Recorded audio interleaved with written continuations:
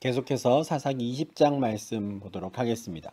앞서 레위 사람이 자기 첩의 시신을 12조각 내어서 이제 이스라엘 12지파에게 보냈고, 그 시신 조각을 받은 사람들이 이제 깜짝 놀라서 우리가 듣도 보도 못한 일이 일어났는데 이 일에 대해서 우리가 한번 모여서 상의해 보자 했지요. 그렇게 해서 모든 이스라엘 자손이 단에서부터 브엘세바까지 길르앗 땅에서 다 나옵니다. 그들은 이제 미스바라는 곳으로 이제 모이는데, 이곳은 이제 앞으로도 계속해서 이스라엘 사람들이 이제 큰 총회로 모일 때 이제 모이는 장소가 됩니다. 나중에 이제 사무엘도 미스바로 사람들을 불러 모아서 이제 하나님 앞에 회개하는 일을 하는데, 이제 사람들이 다 같이 모이기 아마 좋은 지역이었던 것 같아요. 그래서 이제 미스바로 단에서부터 브엘세바 그리고 길르앗 땅에 있는 모든 사람들이 나왔다 하는데, 이 지역을 한번 좀 다시 보여드리겠습니다. 일단 길르앗이라고 하면 요단강 동쪽 땅을 말하고요. 단에서부터 브엘세바라고 하면 요단강 서쪽 땅 전체를 가리킵니다. 길르앗은 이제 우리가 그동안에도 계속 반복해서 보았던 지명인데 요단강 동쪽 땅을 가리킵니다. 그리고 단은 이제 우리가 지난주에 보았죠. 단지파가 자기들의 땅을 버리고 저 위에 북쪽 갈릴리 호수 북쪽에 있는 라이스를 점령하고 그곳을 단이라고 이름을 바꿨다라는 말씀을 보았는데, 그래서 그때부터 이제 단은 이제 가나안 땅의 최북부를 상징하는 표현이 됩니다. 그리고 브엘세바는 이제 광야로 들어가는 딱 초입에 해당되는데 가나안 땅 제일 남쪽 땅을 가리키죠. 단에서부터 브엘세바 그러면 우리로 치면은 뭐 백두에서 한라까지라고 하는 표현과 같습니다. 그래서 가나안 땅, 요단강 서쪽 땅 전체를 가리킬 때 단에서부터 브엘세바까지라고 말하고요. 그리고 길르앗은 요단강 동쪽입니다. 그러니까 이곳으로부터 유대인들이 왔다라고 하는 말은 12지파가 모두 모였다라는 뜻이에요. 2절과 3절에서도 하나님의 백성 총회라는 표현이 나오는데, 이 어셈블리거든요. 이게 하나님의 백성들의 모임. 나중에 이제 신약에서는 이게 교회라는 표현으로 이제 사용이 되는데, 정말 온 이스라엘이 다 같이 모였습니다. 물론 사람들이 다 모인 것이라기보다는 대표자들, 지파의 어른들, 장로들이 이제 모인 것이고, 이제 그들이 모일 때 또 군사들도 데리고 온 것 같아요. 그래서 그 칼을 빼는 모든 보병이 한 40만 명이 모였다 하는 겁니다. 온 이스라엘이 이제 뒤집어진 것이죠. 들썩이게 된 겁니다. 그렇게 모인 이들은 이 악한 일이 어떻게 일어났는지 우리에게 말하라. 여기서 말하는 악한 일이라고 하면, 일단 저는 앞선 그 슬라이드에서도 말씀을 드렸지만, 일단 어떻게 누가 이렇게 시신을 훼손했느냐, 이 문제를 먼저 이야기를 좀 할 것 같은데, 여기서 말하는 악한 일은 그게 아닌 것 같아요. 왜 이런 일이 벌어졌는가? 정말 또 다른 악한 일, 더 심한 악한 일이 있다고 생각을 하는 걸로 보입니다.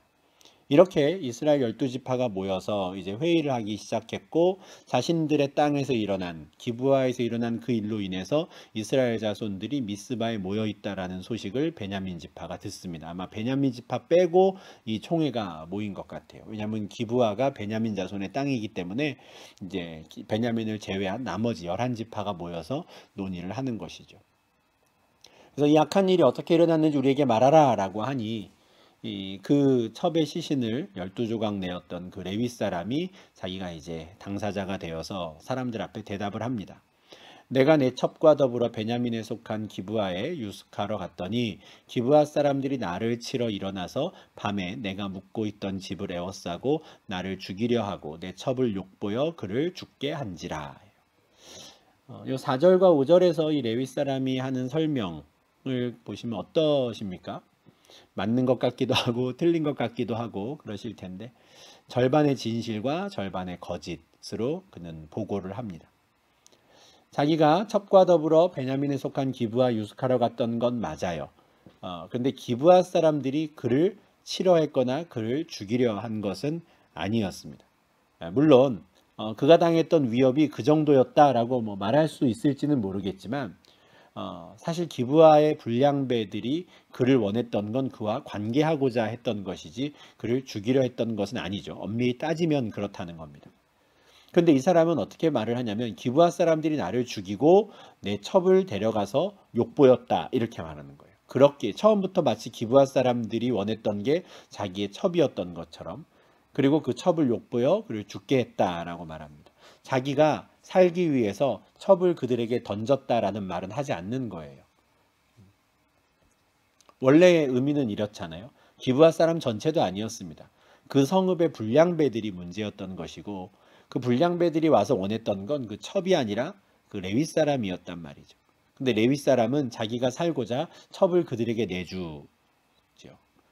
이런 상황에서 그는 자신이 했던 그 악행에 대해서는 입을 다물고 있습니다.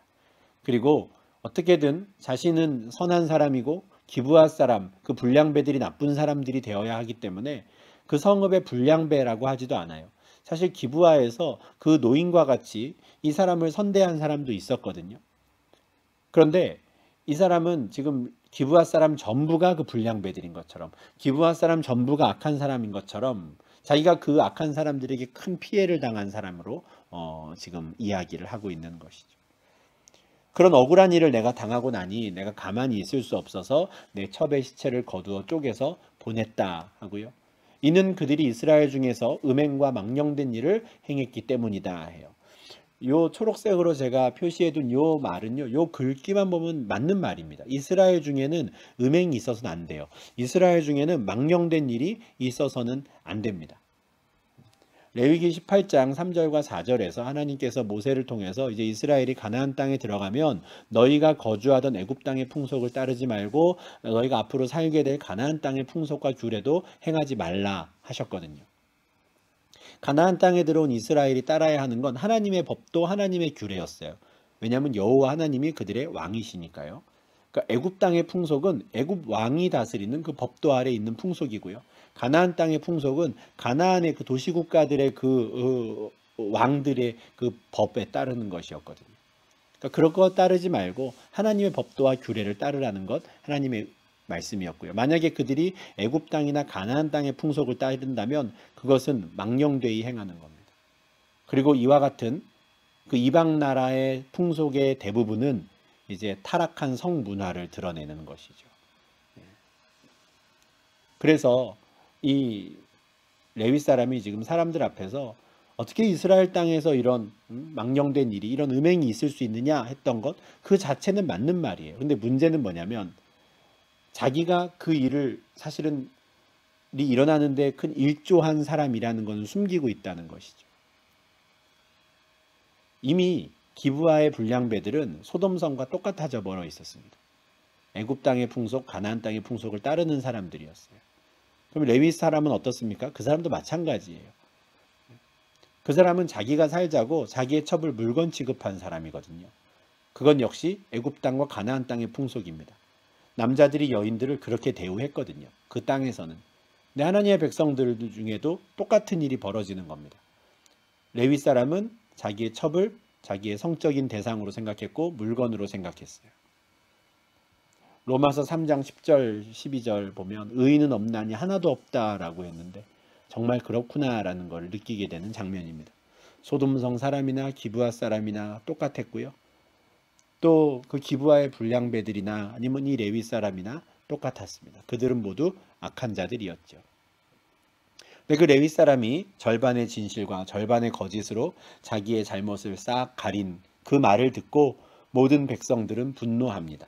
미스바에 모인 모든 사람들이 일제히 일어나서 우리가 제비를 뽑아서 군사들을 모으고 이제 그 기브아 사람들을 치자 합니다. 이 일이 끝나기 전까지 우리는 자기 집으로 돌아갈 수 없다. 이렇게 이야기를 해요. 그래서 이들은 제비를 뽑아서 각 지파별로 10%에 해당되는 군사를 파견하기로 합니다. 각 지파별로 100명에 10명, 1000명에 100명, 10,000명에 1000명이니까 10%죠. 10%씩 이제 군사를 보내고 그렇게 해서 모은 인원이 앞서 보았더니 40만 명일 겁니다. 그리고 나머지 사람들은 그들의 전쟁을 이제 할 수 있도록 양식을 준비해서 보내자 하는 거예요. 그래서 우리가 이스라엘 중에서 망령된 일을 행한 대로 징계하자 하는 거예요. 이 말도 맞는 말입니다. 이스라엘 중에서 망령된 일을 행한 사람이 있다면 징계해야 돼요. 도려내야 하는 것이죠. 문제는 그 일을 하려고 하는 자신들, 그들도 이미 그들과 똑같아져 버린 사람들이라는 게 문제인 거예요. 머무든 개가 머무든 개 나무란다고. 그런 상황이 지금 사사기 20장에서 벌어지고 있는 것이죠. 어쨌든 레위 사람의 말을 듣고 이스라엘 모든 사람은 하나같이 합심하여 그 성읍 기브아를 치게 됩니다. 20장 7절에서 너희의 의견과 방책을 내봐라 라고 레위 사람이 제안을 했는데 이들이 낸 의견, 이들이 낸 방책이 바로 이거예요. 우리가 다 같이 마음을 모아 기브아를 치자 하는 거죠. 다만 이 이스라엘 지파들은 베냐민 지파와의 전면전은 좀 피하고 싶었던 것 같습니다. 그게 맞지요. 그게 합당한 생각입니다. 그래서 베냐민 온 지파의 사람을 보내서 너희 가운데 이런 악행이 있다고 들었다. 그러니 기브아 사람들만 우리에게 넘겨주면 좋겠다. 그러면 우리가 그들을 죽여서 이스라엘 가운데 악을 제거하여 버리겠다 합니다. 이것도 역시 맞는 말이에요. 고린도전서 5장 7절과 8절에 보면 사도 바울이 고린도 교회 안에 음행을 저지른 자를 내쫓으라고 그를 치리하라고 말하면서 묵은 누룩을 내버리라 합니다. 하나님의 백성 공동체는 순전하고 진실해야 하는데 그런 음행과 같은 죄가 있다 그러면 안 된다라는 것이죠. 그러니까 도려내야 되는 겁니다. 그렇기 때문에 이스라엘 지파들이 베냐민 사람들에게 이 사람들을 보내서 우리가 그들을 죽여서 악을 제거하겠다 이거는 잘하는 거예요. 그런데 문제는 기브아 사람들 전체를 대상으로 하는 게 아니라는 겁니다. 원래는 그래야 되는 거죠. 불량배들만이 문제인데 요 13절 12절에서 하는 말을 보면 기브아 사람들이 곧 다 불량배들이 되어 있어요. 물론 이렇게 생각하는 거에는 그 레위 사람이 말했던 것 때문에 그렇죠. 레위 사람이 그렇게 말했거든요. 기브아 사람들이 전부 나를 죽이려고 했다고. 자기의 잘못을 감추려고 하다 보니 기브아 사람 전체를 이제 대적으로 삼게 되고 만 것입니다. 이건 역시 절반은 괜찮고 절반은 옳지 않은 그런 상태로 참 찝찝하게 진행되는 상황인 겁니다. 베냐민 전역에 사람들을 보내서 기브아 사람들만 내어주면 좋겠다 하고 이제 이스라엘 지파가 이야기를 하는데 베냐민 자손이 그 말을 듣지 않아요. 근데 요 13절 하반절에서 이스라엘 자손에 대해서 그들의 형제라고 하는 말이 있습니다. 만약에 베냐민이 이스라엘 11지파를 자신들의 진짜 형제라고 생각했다면 그들의 말을 따라야 되는 거예요. 설령 기브아가 자신들과 같은 지파 사람이라 하더라도 이스라엘 전체가 하나의 공동체이며 우리 모두가 형제인 것을 기억한다면 악을 도려내는 데 함께 해야 되는 것이죠. 그런데 이들은 그렇게 판단하지 않습니다. 이들은 이스라엘 11지파를 자신들의 형제로 생각하지 않고 그 악을 저지른 기브아 사람들을 자신들의 형제라고 생각해요. 그래서 베냐민 지파 사람들은 힘을 모아서 이스라엘과 싸우겠다라고 결정을 합니다. 그렇게 해서 각 베냐민 지파의 성읍들로부터 또 군사들을 모집했는데 26,000명인 거예요. 26,000명이 모이죠. 그리고 특별히 기브아 사람들은 자신들로부터 이루어진 일이라서 그런지 자기들에게 있는 정예병사를 보냅니다. 700명을 따로 이제 보내는데 다 왼손잡이라 그래요. 그래서 26,700명이 이제 모이게 되는데 이 기브아 사람 중에서 나온 700명이 독특한 것은 이들이 왼손잡이로서 물매를 던지는 사람들인데 아주 정확하게 물맷돌을 던지는 사람이라는 거죠. 이 베냐민 사람 중에 왼손잡이가 많았나 싶은 생각이 좀 드는데 우리 3장 15절에서도 우리가 에훗이라고 하는 이 사사에 대해서 볼 때 에훗도 베냐민 사람이었고 그도 이제 왼손잡이였거든요. 그래서 베냐민 사람 중에 유독 왼손잡이가 많았나? 독특하구나. 베냐민이라는 이름은 이제 오른손의 아들이라는 뜻인데 정작 그 지파에 이렇게 왼손잡이들이 많았다는 게 참 신기합니다. 근데 어쨌든 그 26,700명이 이제 모여서 이스라엘과 싸우려고 해요. 이스라엘의 군사 몇 명이었습니까? 40만 명이었죠. 그러니까 이제 전쟁이 일어나게 되니 이스라엘 자손이 베델로 갑니다. 아마 그곳에 여호와의 언약궤가 있었던 것으로 보이는데 그곳에 가서 이렇게 질문을 해요. 우리 중에 누가 먼저 올라가서 베냐민 자손과 싸우리이까? 아마 제사장이 그 우림과 둠밈 같은 걸로 이제 하나님의 뜻을 물었겠죠. 우리 중에 누가 먼저 갈까요? 뭐 유다 지파가 갈까요? 제비를 뽑는데 이 나왔네. 그럼 유다 지파가 먼저 가라. 이런 식으로 이제 뜻을 물었을 텐데 하나님께 여쭙는 질문이 참 마음 아픕니다. 우리 중에 누가 먼저 올라가서 베냐민 자손과 싸우리까? 원래 이 똑같은 질문을 1장 1절 2절에서 이스라엘이 했었죠. 우리 가운데 누가 먼저 올라가서 가나안 족속과 싸우리까? 라는 질문을 했던 적이 있습니다. 근데 이 가나안 족속 대신에 지금 베냐민 지파가 들어가 있어요. 여호수아가 죽은 직후에는 그나마 하나님이 하신 일들을 기억하고 그들이 하나님께서 주신 율법을 그나마 기억하고 있을 때에는 자신들이 싸워야 할 대상이 누구인지 분명히 알았어요. 가나안 족속과 싸웠어야 하는 것이죠. 그러나 그 여호와 하나님이 자신들의 왕인 것을 인정하지 않고 왕의 법도에 관심이 없게 되어버리니까 누구와 싸워야 하는지조차도 분간을 못하는 사람들이 되고 맙니다. 우리가 베냐민 족속과 싸울 건데 누가 먼저 싸울까요? 하는 어처구니 없는 질문을 하는 것이죠. 1장 2절에서 하나님께서 가나안 족속과 누가 먼저 싸울까요? 했을 때 유다가 올라가서 싸우라 라고 하셨는데, 이번에도 마찬가지로 유다가 먼저 갈지니라 해요. 베냐민 지파와의 전쟁에 이제 선봉에 서는 것이죠. 그래서 이제 이스라엘 자손이 아침에 일어나서 진영을 갖추고 전쟁을 시작을 합니다. 그런데 첫 번째 전쟁에서 베냐민이 이겨요. 베냐민 자손이 이스라엘 사람 22,000명을 죽이는 것이죠. 어떻게 이게 가능할까? 40만 명과 26,700명인데 어떻게 베냐민이 이길까? 아마 그 지형을 베냐민 사람들이 잘 이용했던 것으로 보입니다. 넓은 평야에서 40만 명 대 26,700명으로 싸우면 당연히 40만 명이 이기죠. 근데 지금 이 베냐민 지파 사람들, 이 기브아에서는 산지 지형을 잘 이용한 것 같아요. 산지다 보니까 40만 명이 있다 하더라도 40만 명이 동시에 베냐민과 싸울 수가 없는 겁니다. 골짜기를 따라서 소수의 사람들 또는 지파별로 나갈 수밖에 없는 거죠. 어쩌면 그래서 누가 선봉에 설까요를 물어봤는지도 모르겠어요. 유다 지파가 제일 앞장서서 가는데 유다 지파와 베냐민의 싸움에서 베냐민이 이기는 겁니다. 유다 지파가 쓰러지니까 그 다음에 따라오던 지파와 또 싸우는데 또 베냐민이 이기는 거죠.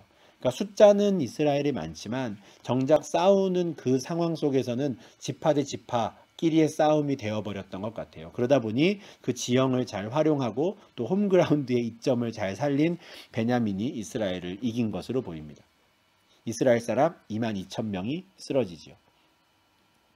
정말 뜻하지 않게 첫 번째 전쟁에서 패배한 이스라엘은 완전히 낙심하진 않습니다. 뭔가 우리가 교만했나 보다, 실수했나 보다 생각을 하고 스스로 용기를 내어서 다시 전열을 다듬지요. 그리고 다시 하나님께 올라가서 여쭈어 봅니다. 우리가 다시 나아가서 베냐민과 싸울까요? 해요. 하나님께서 올라가서 치라. 그래 싸워라 하세요. 그래서 그 다음날 이스라엘 자손이 또 한 번 싸움을 하는데 이번에도 베냐민이 이깁니다. 이스라엘 자손 18,000명이 죽었다라고 25절에서 이야기를 하죠. 앞서 22,000명, 이제 18,000명, 4만 명이 죽었습니다. 40만 명 중에 벌써 10%가 이제 죽게 된 것이죠. 굉장한 충격이었을 겁니다. 두 번의 전쟁에서 대패했으니까요. 그래서 이 온 이스라엘 자손이 이제 베델로 올라가요. 전쟁이 중요한 게 아닌 것이죠. 베델로 올라가서 그들이 울며 금식하고 번제와 화목제를 드립니다. 이게 왜 대체 이런 일이 일어났습니까? 울고 또 금식하고 무엇이 잘못되었길래 왜 우리가 이 악행을 심판하는 것을 못하게 하십니까? 했겠지요. 사실 하나님 입장에서는 어느 편을 들기도 참 애매하시지 않았을까 싶어요. 왜냐하면 다 악했거든요. 의인이 없었으니 어느 한편에 서서 하나님이 일하시기가 참 애매하셨을 것 같다는 생각이 듭니다. 그래서 세 번째 이스라엘 자손이 이제 제사장을 통해서 하나님께 여쭈어 보면서 우리가 다시 나아가서 싸울까요 말까요 이제 묻는데, 이번에도 올라가라 하시면서 앞서와는 다른 말씀을 덧붙이십니다. 내일은 내가 그를 내 손에 넘겨주리라. 여기서 똑같이 올라가라 라는 말씀을 하시는데 뒤에 내일은 너희가 이길 거야 라는 확실한 말씀을 주시죠. 요 구절을 이제 앞에 두 번의 대답과 좀 비교를 해보면 이렇게 설명하는 분이 계셨어요. 앞에는 싸울까요 했을 때 그래 싸워라, 올라갈까요 올라가라 라고 짧게 대답하시고는 뒤에 생략된 말이 있다는 거죠. 그러나 나는 너희와 함께 가지 않을 것이다. 너희가 싸우겠다고 하니 그래 싸워라, 해봐라. 그런데 나는 너희와 함께하지 않아 하셨다는 겁니다.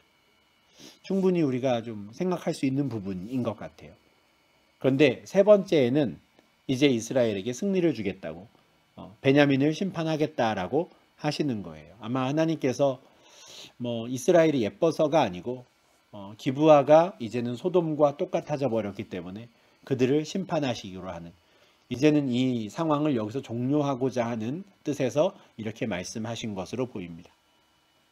하나님께서 승리를 약속하시자 이제 이스라엘은 다시 전쟁을 준비합니다. 세 번째 전쟁이죠. 근데 이번에는 좀 신중하게 작전을 짜요.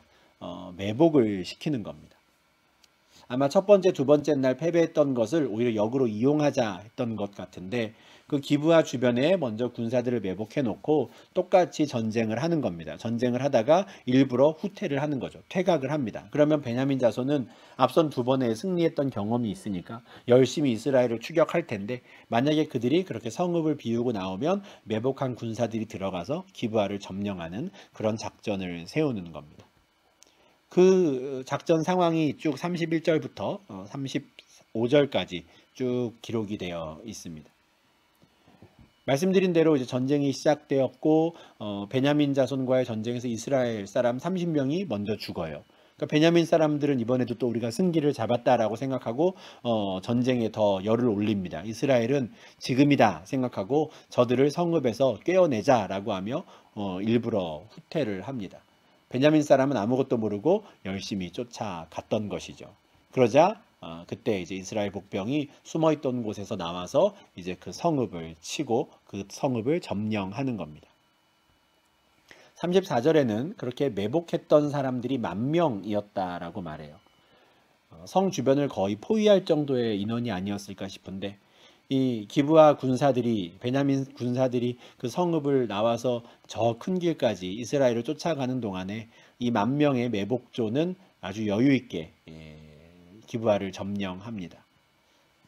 상황이 이렇게 진행된 것을 이제 추격하러 떠났던 베냐민 사람들은 몰랐다 해요. 화가 자기에게 미친 것을 몰랐다 하고요. 이 모든 일은 여호와께서 이스라엘 앞에서 베냐민을 치신 것이다 라고 35절에서 말씀하죠.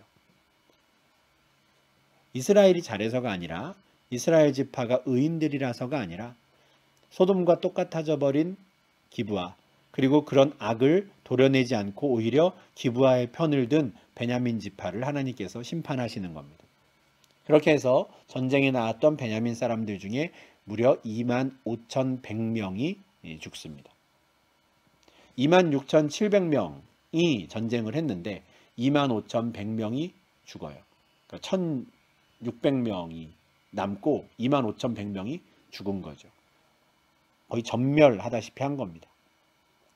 36절부터는 구체적으로 어떻게 이 25,100명이 죽게 되었는지 그 상황을 좀 더 자세하게 설명을 하는데, 말씀드린 대로 이제 이스라엘 사람들은 매복한 군사들을 뒤로하고 자신들은 열심히 도망을 쳤고, 그 사이에 복병이 나와서 기브아를 점령을 했죠.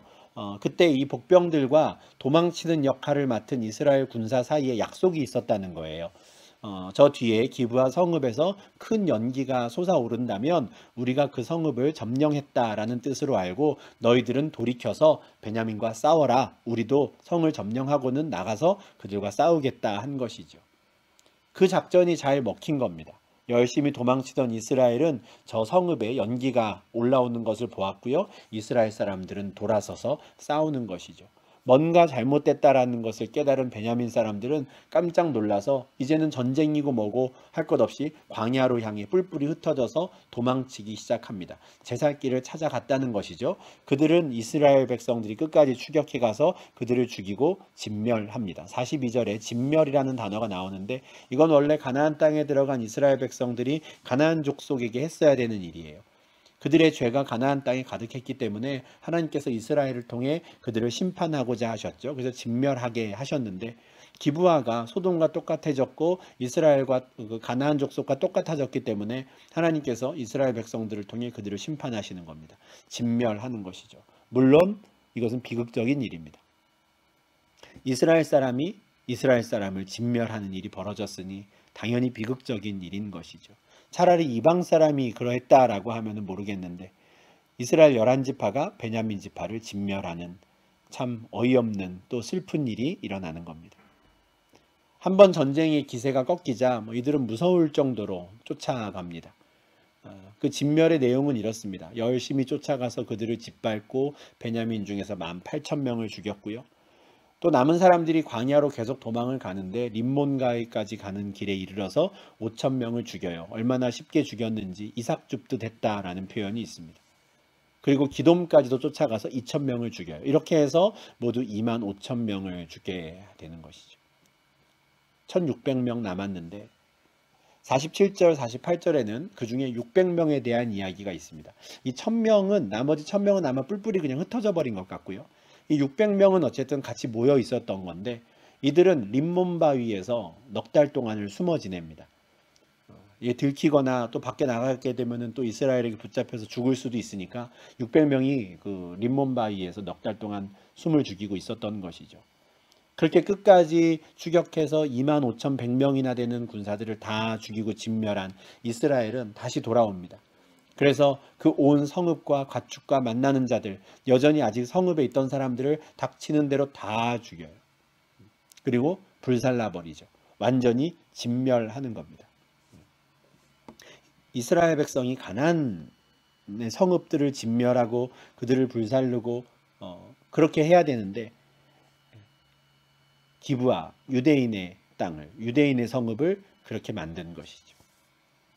이 레위 사람이 자기의 첩을 데리고 돌아가는 길에 벌어졌던 이 일이 정말 무슨 나비 효과처럼 커지고 커지고 눈덩이처럼 이 일이 커져서 이렇게까지 사단이 나는 겁니다. 여부스 사람의 성읍은 이방 사람의 성읍이라서 안 들어갔고, 우리 믿는 유대인들의 집에 가자 해서 기브아로 갔는데, 기브아는 소돔과 같은 성읍이었고, 기브아는 가나안 땅의 성읍과 별다를 바 없는 성읍이었던 겁니다. 그래서 이스라엘 사람의 손으로 하나님이 이스라엘 지파의 성읍을 진멸하는 이런 심판을 내리시는 것이죠. 참 씁쓸한 이야기의 연속인데, 이 마지막 부록의 이 내용은 20장에서 끝나지 않습니다. 21장에서 이 상황은 더욱더 악화되어 갑니다. 계속해서 21장 말씀 우리 보도록 하겠습니다.